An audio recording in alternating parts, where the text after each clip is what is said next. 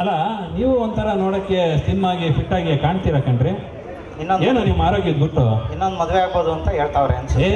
ಇಲ್ಲ ರೀ, ನಿಮ್ಗೆ ಒಂದು ಇದೆ. ಏನು ನಿಮ್ಮ ಆರೋಗ್ಯದ ಗುಟ್ಟು ಅಂತ? ಏನಿಲ್ಲ, ನಾನು ದಿನ ವಾಕಿಂಗ್ ಹೋಯ್ತೀನಿ. ವಾಕಿಂಗು? ಸಾಯಂಕಾಲದ ಹೊತ್ತು. ಎಷ್ಟು ದೂರ? 5 ಕಿಲೋಮೀಟರ್ ನಡ್ಕೊಂಡು ಹೋಯ್ತೀನಿ ಸರ್. ಆ ಕಡೆಯಿಂದ 2 ಕಿಲೋಮೀಟರ್ ನಡ್ಕೊಂಡ್ ಬರ್ತೀನಿ. ಮಿಕ್ಕಿದ್ದು 3 ಕಿಲೋಮೀಟರ್ ಯಾರಾದ್ರೂ ಎತ್ಕೊಂಬತ್ತಾರೆ, ಯಾಕೆಂದ್ರೆ ಅಲ್ಲಿ ಎಣ್ಣೆ ಹೊಡೆದು ಮಲ್ಬಿಟ್ಟಿರ್ತೀನಿ. ನೀವು ಕುಡಿತೀರಾ? ಈಗಲೇ ಬೇಡ, ಪ್ರೋಗ್ರಾಮ್ ಎಲ್ಲ ಮುಗಿಲ್ಲ, ಆಮೇಲೆ ಕುಡಿಯ. ಹಂಗಲ್ಲ ರೀ ಕೇಳಿದ್ದು, ನೀವು ಕುಡಿತೀರಾ ಅಂದ್ರೆ ನೀವು ಬಿಡಿಸೋದ್ರ ಬಗ್ಗೆ ಸ್ವಲ್ಪ ಮಾತಾಡ್ಬೇಕು, ಸಿಗ್ತೀರಾ ಅಂತ. ನಾಳೆ ಸಾಯಂಕಾಲ ಇಲ್ಲೇ ಸ್ನೇಹಶ್ರೀ ಬಾರ ಐತೆ, ಅಲ್ಲೇ ಬನ್ನಿ ಕೂತ್ಕೊಂಡು ಮಾತಾಡೋಣ ಹೆಂಗೆ ಅಂತ. ಸ್ವಾಮಿ, ಕುಡಿಯೋದ್ರಿಂದ ಆರೋಗ್ಯ ಹಾಳಾಗುತ್ತೆ. ಹಾಳಾದೇನಾಗುತ್ತೆ? ನಿಮ್ಮ ಕಿಡ್ನಿ ಲಿವರ್ ಅದೆಲ್ಲ ಹೋಗುತ್ತೆ ರೀ.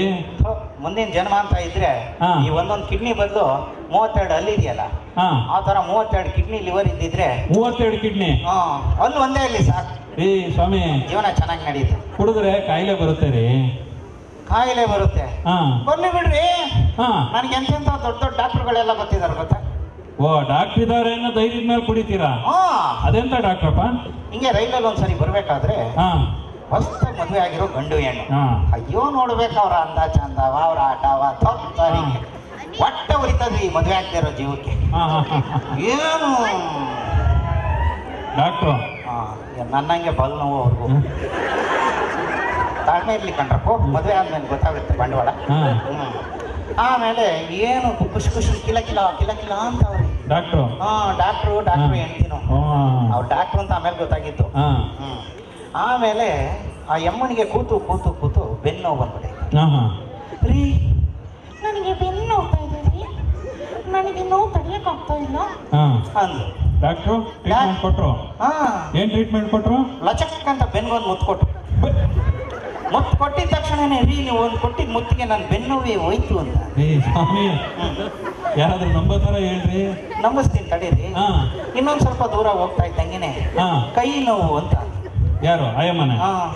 ಡಾಕ್ಟ್ರು ಕೈನ ಹಿಡ್ಕೊಂಡು ಹಂಗೆ ಒಂದು ಲಚಕ್ ಅಂತ ಒಂದು ಮುತ್ತು ಕೊಟ್ರು.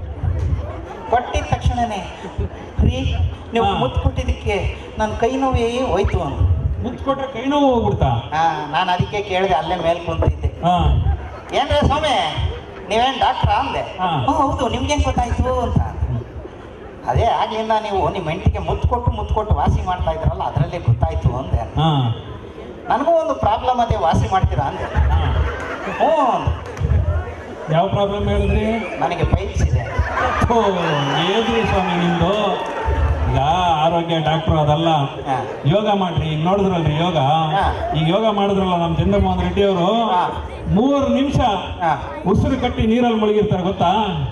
3 ನಿಮಿಷ ಅವರು ಉಸಿರು ಕಟ್ಟಿ ನೀರಲ್ಲಿ ಇರ್ತಾರೆ. ಹೌದು, ನೋಡಿದ್ರಲ್ಲ ನೀವು.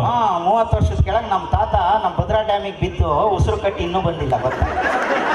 ಸ್ವಾಮಿ, ನಮ್ಮ ತಾತ ದೊಡ್ಡವರ ಇವ್ರ ಹೇಳಿ? ಅಲ್ಲ ರೀ, ಹಿಂಗೆ ಕುಡಿದ್ರೆ ನಿಮ್ ಸಂಸಾರದ ಗತಿ ಏನ್ರಿ?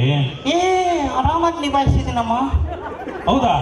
ಅವೆಲ್ಲ ನಿಮ್ ತಲೆನೇ ಕೆಡ್ಸ್ಕೊಬೇಡಿ. ಅದೇನ್ ಸೀಕ್ರೆಟ್ ನಮಗೂ ಒಂಚೂರು ಹೇಳ್ಕೊಡ್ರಿ. ದಿನ ಕುಡಿದು ಮನೆಗೆ ಹೋಗ್ತಿದ್ದೆ, ನನ್ನ ಹೆಂಡತಿಗೆ ಗೊತ್ತಾಗ್ತಾ ಇದೆ. ಹೆಂಡತಿಗೆ ಗೊತ್ತಾಗ್ದಂಗೆ ಅಷ್ಟು ಮೈಂಟೈನ್ ಮಾಡಿದ್ದೆ.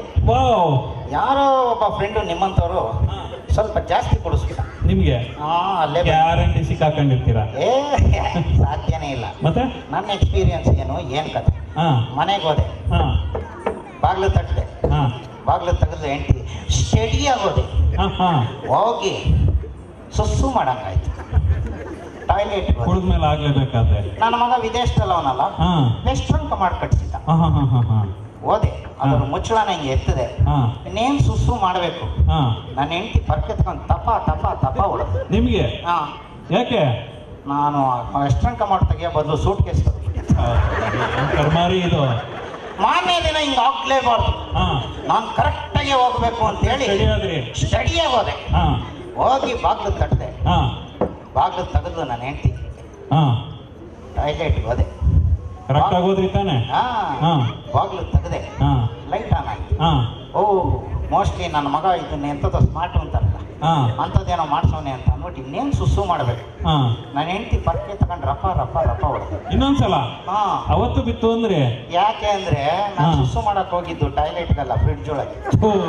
ಏನು ಕರ್ಮಾರಿ ನಿಂದರಿ.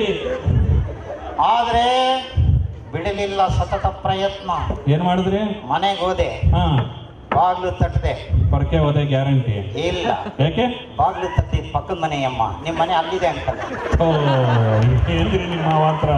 ಅಷ್ಟಕ್ಕೆ ಬಿಡ್ಲಿಲ್ಲ ನಾನು, ಸತತ ಪ್ರಯತ್ನ. ಮತ್ತು ಹಾ, ಇಷ್ಟೆಲ್ಲ ಆದ್ಮೇಲೂ ಹೋದೆ. ಹಾ, ಅವತ್ ಸಾಯಂಕಾಲ ಎಣ್ಣೆ ಹೊಡೆದು ಬಾಗ್ಲನ್ನ ತಟ್ಟದೆ. ಹಾ, ಬಾಗ್ಲು ತಟ್ಟಿದ್ರೆ ಬಾಗ್ಲು ಓಪನ್ನೇ ಆಗ್ಲಿಲ್ಲ. ಹಾ, ಬಿಡ್ಲಿಲ್ಲ, ಹಾ, ತಟ್ಟದೆ, ಬಾಗ್ಲು ಓಪನ್ ಆಗ್ಲಿಲ್ಲ. ಹಾ, ಬಿಡ್ಲಿಲ್ಲ, ಬಾಗ್ಲು ತಟ್ಟದೆ, ಓಪನ್ ಆಗ್ಲಿಲ್ಲ. ಬಿಡ್ಲಿಲ್ಲ, ಬಾಗ್ಲು ತಟ್ಟಿದ್ರೆ ಓಪನ್ ಆಗ್ಲಿಲ್ಲ. ಕಟ್ತಾನೆ ಇದ್ರಿ. ಹಾ, ಆಮೇಲೆ ಏನ್ ಮಾಡಿದ್ರಿ? ಇನ್ನೇನು ಟೈಟ್ ಆಗಿದ್ನಲ್ಲ, ಮನೆ ಕಂಡೆ ಅಲ್ಲ ಬಾಗ್ಲು. ಅಲ್ಲ, ಬಾಗ್ಲು ತೆಗಿಲೇ ಇಲ್ವಾ? ಇಲ್ಲ, ಬೆಳಗ್ಗೆ ಎದ್ದು ನೋಡ್ತೀನಿ, ನನ್ನ ಹೆಂಡತಿ ಬೇಜಾರಾಗಿ ನನ್ನ ಮೇಲೆ ಬೀಗ ಹಾಕೊಂಡು ನೆನ್ನೆನೆ ಹೊಂಟೋಗೋಡೆ. ನೀವು ಇಷ್ಟೊಂದು ಅವಾಂತರ ಮಾಡೋರು ಯಾವ ಹೆಂಡತಿ ತರ ಇರ್ತಾರಿ ಮನೇಲಿ? ನೋಡ್ರಿ, ನೀವು ಕುಡುಕರನ್ನ ಕೇವಲವಾಗಿ ನೋಡ್ತೀರಾ. ಹಗಲೊತ್ತಲ್ಲಿ ಒಂದು ಕಲ್ಲು ಇರುತ್ತೆ ಹಾ, ಅಲ್ವಾ? ಹೌದು. ಎಡವು ಬಿದ್ರೆ ಏಟಾಯ್ತಾ ಅಂತ. ಹಾ, ಅದೇ ಸಾಯಂಕಾಲ ಅದೇ ಕಲ್ಗೆ ಎಡವು ಬೀಳಿ ಹಾ, ಜಾಸ್ತಿ ಟೈಟ್ ಆಯ್ತಾ ಅಂತ. ಬಿಡ್ತೀರಲ್ಲ, ಆದ್ರೂ ಹನುಮಂತನ್ ನೋಡ್ತೀರಿ. ಹಾ, ಅಲ್ಲ, ನೀವು ಕುಡಿದ್ರು ಸತ್ಯನೇ ಹೇಳ್ತಾ ಇದ್ದೀರಾ. ಕಾಲಿಗೆ ಬಿದ್ರೆ ನೋವಾಗುತ್ತೋ ಇಲ್ಲ? ಹಾಗೆ ಆಗುತ್ತೆ. ನೋವಾಗುತ್ತೋ ಇಲ್ಲ? ಆಗುತ್ತೆ. ಒಂದ್ ಸಣ್ಣ ನೋವು ತಡೆಯಕ್ಕಾಗಲ್ಲ. ನಿಜ. ನಿಮಗೆ ಡೌಟ್ ಇದ್ರೆ ಇವಾಗಲೇ ಮನೆಗೆ ಹೋಗ್ಬಿಟ್ಟು ಒಂದು ಸೂಜಿ ಇಟ್ಟು ಅದ್ರ ಮೇಲೆ ಕೂತ್ಕೊಂಡು